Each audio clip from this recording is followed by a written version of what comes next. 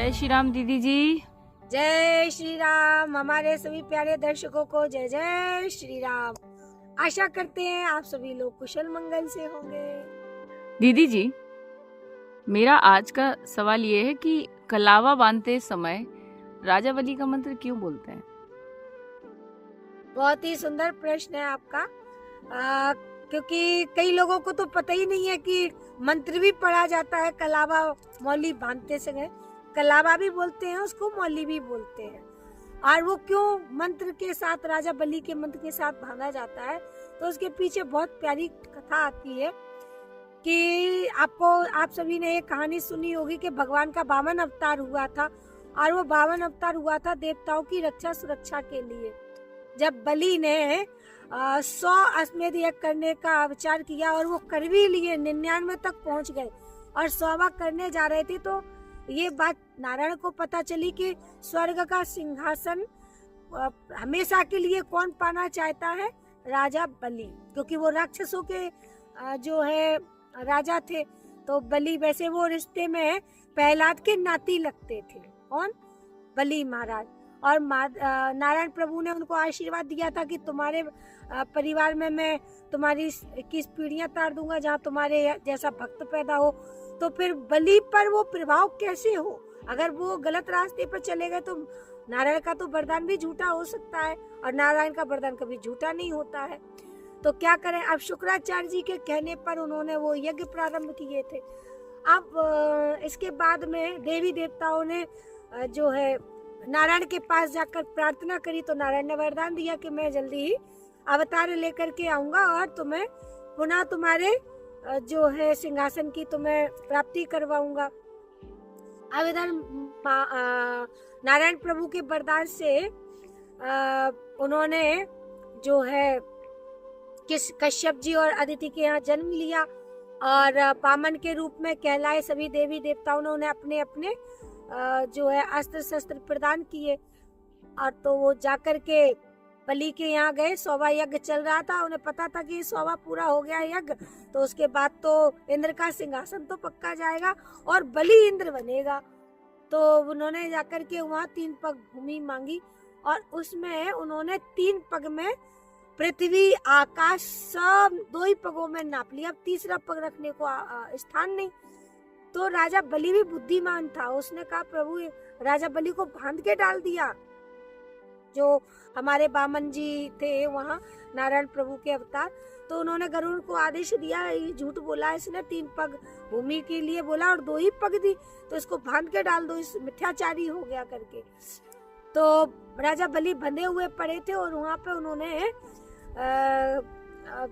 वामन जो अवतार लेकर के हमारे प्रभु आए थे, उनसे कहा प्रभु एक चीज बताओ, धनवान बड़ा होता है कि उसका धन, मतलब जो धन का मालिक बनाए, स्वामी बनाए, वो बड़ा होता है कि धन बड़ा होता है? तो स्वाभाविक सी बात है, प्रभु ने कहा कि धनवान बड़ा होता है, उसी के कारण तो उसके धन की महिमा होती है। तो बोले अभी तो आपने हमारा धन लिया है, अभी तो मैं धनवान तो शेष हूँ ना, अभी आपने मुझे तो नापा नहीं है। तो आपका जो तीसरा चरण में मिथ्याचारी नहीं हूँ, मैंने आपको वरदान दिया है और आपसे छल कैसे कर सकता हूँ? तो आप तीसरा पग मेरे सिर पर रख दीजिए। अब इतना कहना था नारायण प्रभु की, मतलब देख करके उसका बुद्धि विवेक के इसने संकट काल में और मेरे इतना सब कुछ करने के बाद भी इसने अपनी भक्ति और अपनी जो उसकी बुद्धि का स्तर है उसको गिरने नहीं दिया। तो वो प्रसन्न हो गए। अब उन्होंने वो तीसरा पग उस बलि के सिर पर रख दिया और प्रसन्न होकर के फिर कहा कि बलि तुमने भले ही यहाँ स्वर्ग का सिंहासन पाने के लिए ये सारा कुछ किया हो, लेकिन मैं अब तुम्हारा अहित नहीं कर सकता। मैं बहुत प्रसन्न हूँ तुम्हारी बुद्धि और विवेक को देख करके और तुम्हारे समर्पण भाव को देखकर। तो तुम मुझसे वरदान मांगो और अपना ये यज्ञ पूरा करो और आगे आने वाले मनवंतर के तुम इंद्रदेव के सिंहासन के राजा बनोगे, ऐसा उनको वरदान दिया। अब बलि क्योंकि भक्ति प्रधान था, ब्राह्मणों की वैसे भी उसने अपने यहाँ जो यज्ञ करा रहा था, तो ब्राह्मणों की पूजा, साधु संतों की पूजा भी कर रहा था, तो बुद्धि शुद्ध थी उस समय उसकी, और होनी भी चाहिए। भगवान के जो शरण में जाते हैं उनकी बुद्धि तो शुद्ध हो ही जाती है। तो अब वहां पर नारायण प्रभु से बलि ने कहा, प्रभु अगर आप मुझ पर इतने ही कृपालु हैं तो क्यों ना आप हमारे यहाँ हमारे दरवाजे पर हमें दर्शन देते रहे, आप ऐसे वहाँ खड़े हो जाएं जाकर के कि मैं जब भी अपने नगर में अंदर बाहर जाऊं तो आपके मुझे छवि के दर्शन होते रहे। ये मेरी इच्छा है कि मैं आपको बिसराऊं नहीं। तो क्योंकि सुतल लोक का राज्य दिया था राजा बलि को, तो नारायण प्रभु ने कहा, वामन अवतार में थे, उन्होंने कहा कि तो इसका मतलब तुम मुझे द्वारपाल बना रहे हो। बोले नहीं प्रभु, आपको द्वारपाल बनाने की किसकी हिम्मत है जो आपको बनाए, लेकिन एक भक्त की इच्छा है, बाकी आपकी इच्छा अगर आप करना चाहें तो प्रसन्न होकर के वहां पर चले जाते हैं। नारायण प्रभु बलि के दरवाजे पर खड़े हो जाते हैं। अब बहुत समय बीत गया, माता लक्ष्मी को ये पता चला कि जो है बलि ले गया हमारे स्वामी को और अपने यहाँ जाकर कितने समय से द्वारपाल बना के रखा है। तो माता लक्ष्मी जाती हैं और बलि को अपना भाई बनाती है। क्या बनाती है? भाई बनाती है। और भाई बनाकर रक्षा सूत्र बांध करके बलि से कहती हैं, जब वो मांगते हैं कि बहन को कुछ देने का विधान होता है ना, तो बलि कुछ देने लगते हैं। तो माता लक्ष्मी कहती हैं, हे भ्राता बलि, मुझे कुछ और नहीं चाहिए, तुम जो है ये जो द्वारपाल बने तुम्हारे दरवाजे खड़े हैं इतने समय से, ये मेरे पति देव हैं और आप इनको ही मुझे लौटा दीजिए, क्योंकि बैकुंठ इनके बिना खाली पड़ा हुआ है।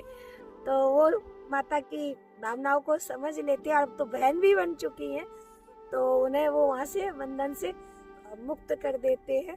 कहते प्रेम के बस में जब प्रभु हो जाते हैं, किसी भी अवतार में हो, तो वो बंधन ऐसा होता है जो जंजीरों का बंधन भी बड़ी बड़ी कारागार के बंधनों से भी बड़ा भारी बंधन होता है, जिसकी मतलब डोर नहीं दिखती, जिसकी सलाखें नहीं दिखती हैं, पर वो बंधन वचनों का बहुत मजबूत होता है। तो भक्ति की प्रगाढ़ता बहुत विलक्षण होती है। भगवान भक्ति के वशीभूत हो जाते हैं और ऐसे समय समय पर कथाओं में आपको सुनने को मिलते रहेंगे। तो इस प्रकार वो बलि का जो मंत्र है ना, बंधन, वो वहीं से वो मंत्र शुरू हुआ दानवेंद्र राजा बलि के विषय में, कि बलि जो है महादानी हुए। जैसे आपने सुना कि राजा हरिश्चंद्र के विषय में सुना, आपने कर्ण जी के विषय में सुना कि दानवीर कर्ण, तो यहाँ पे बलि भी महादानी की श्रेणी में आते हैं कि जिन्होंने अपना सर्व सब कुछ किसको दान कर दिया? नारायण प्रभु को। तो ये भी बहुत बड़ी बात है। आप जो है कथाओं के विषय में सुनते हैं ध्यान से, तो इस प्रकार जो है आप सभी भगवान की कथाएं सुने, श्रवण करें, उनसे लाभ लें।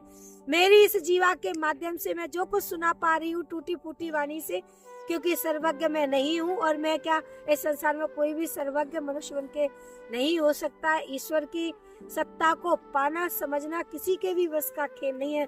अपनी बाड़ी में जो कुछ समझ में आ जाए वो अपनी टूटी फूटी बाड़ी से आप तक पहुँचाती हूँ। आप सभी लोग अपना प्रेम बरसा रहे हैं, कथाएं ध्यान से सुन रहे हैं, उसके लिए आप सभी का हृदय से बहुत बहुत धन्यवाद और उस परमात्मा का भी धन्यवाद। जय श्री राम, जय हिंद, वंदे मातरम।